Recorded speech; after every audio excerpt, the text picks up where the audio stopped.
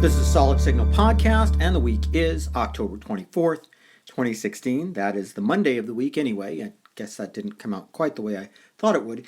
At any rate, let's dive right in.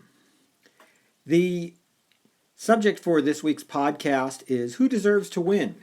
And it's brought about, of course, by the World Series. I think if you listen to our podcast and you realize I'm a baseball fan, this is a pretty historic World Series because you have, on the one hand, the Cleveland Indians, who have not won the World Series since 1948, and the Chicago Cubs, who have not won it since 1908. Now, contrary to what some of my coworkers think, I was not alive when the Cubs won the World Series last, although some days it feels like it.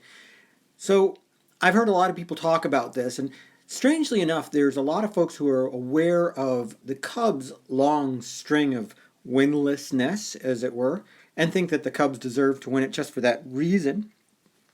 And they forget that the Cleveland Indians are so famously winless that they actually made 3 movies, the Major League movies, about how unable to win the Cleveland Indians are. Both teams are truly deserving of being where they are, and despite the fact that I'm not normally a Cubs or an Indians fan, I have to look at the rosters of both teams and just say amazing work from coaching, from defense, from offense. These are not teams that happened into these positions by mistake. Despite the fact that the Indians were not at the top of the AL for most of the time that they were in it, they have come through and done a fantastic job. The Cubs, what can you say? They have been utterly on fire all season long. Now, I would love to see the Cubs win. I think they edge out the Indians a little bit for a number of reasons, not the least of which being that there's a bunch of Cubs fans over at Solid Signal HQ in Novi, Michigan, where I am based. But really, when it comes down to who deserves to win, the team that deserves to win is the team that does the best. I think if, for example, the Indians were to decide that the Cubs really deserved it more and therefore they just kind of laid down on the job, that would diminish the Cubs' win. And it would make it less sweet. The Cubs would never be able to say that they won fair and square in 2016, and I think honestly that's what Cub fans want. At least the ones that I know do. And it echoes because, of course, this weekend we found out that at&t will be looking to buy Time Warner for an insane amount of money, making them the only provider that has a major studio, major comic franchise, internet, home phone, satellite television, and wireless. There's no other provider that would be able to do that. You'd have to look at sort of Verizon on one side and Comcast on the other, but nobody really could challenge at&t at that point.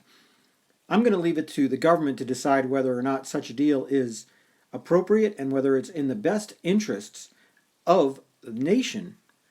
But I will say that assuming there are no regulatory hurdles, at&t deserves to win. If you look at the history of at&t over the last 15 years, they had gone from being the most powerful corporation in America, one of them anyway, to being an almost also-ran because they were mostly invested in telephones, and that wasn't the future.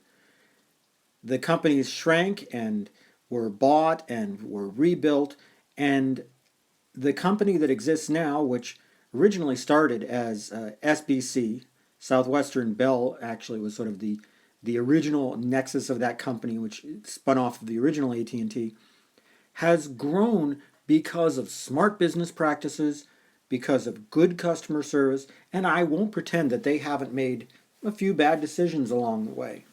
But when you look at at&t itself, when you look at wireless, when you look at satellite, when you look at all of the options out there, you see an incredibly strong company, a good business, and a business that's going to be capable of providing an excellent product to consumers all across any way they want to watch. And I hope that regulators see it that way. I'll respect whatever decision that they make, of course. But for me, I'd say, go Cubs, go at&t. And for the rest of you, I'll see you next week.